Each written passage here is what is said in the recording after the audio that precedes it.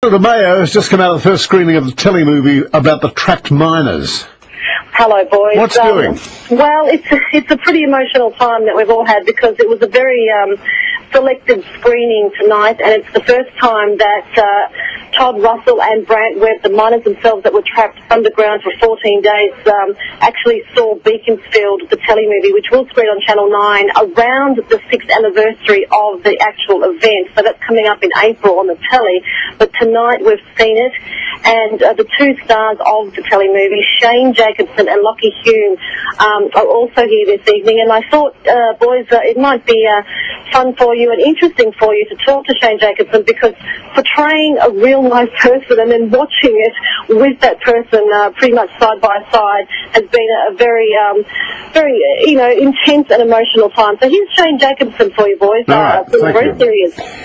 Shane Jacobson, welcome to 3AW. How are you? Yes, well, good. Well, the answer is good.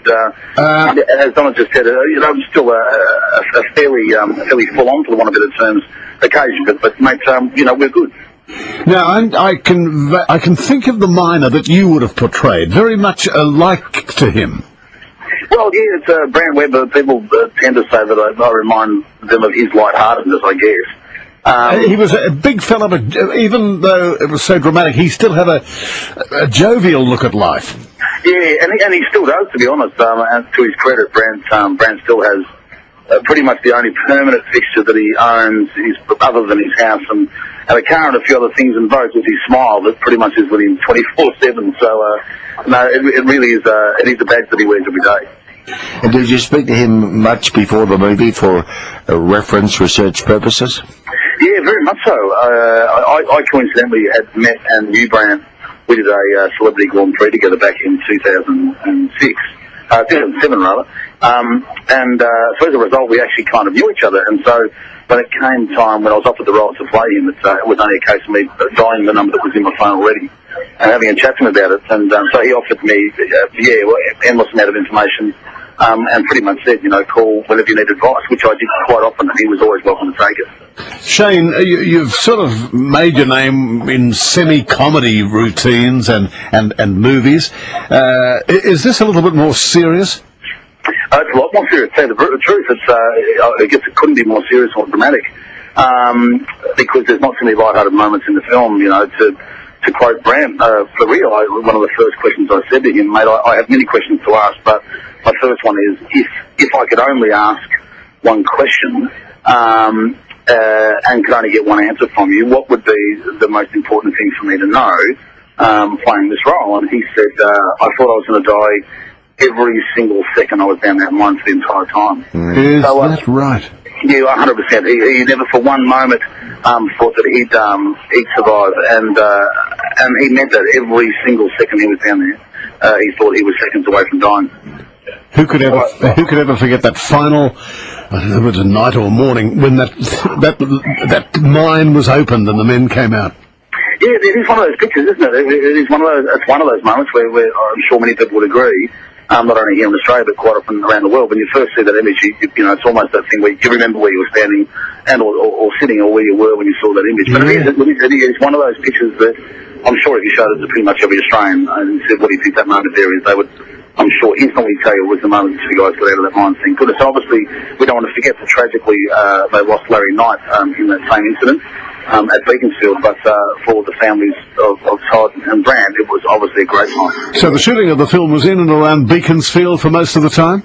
It was everywhere, guys. We actually shot some studio stuff in Melbourne. We shot some other mine stuff, as in vehicles driving through actual mines, at the A1 mine settlement in Jamison, in sort of country Victoria. Yes. And then we shot some additional footage at the Beaconsfield mine and actually down the mine itself. But and how did Brant and Todd relate to the telemovie? Look, to be quite honest, guys, we've literally just come out. When you hear the word exclusive, this is definitely one, because we've just walked out of the cinema.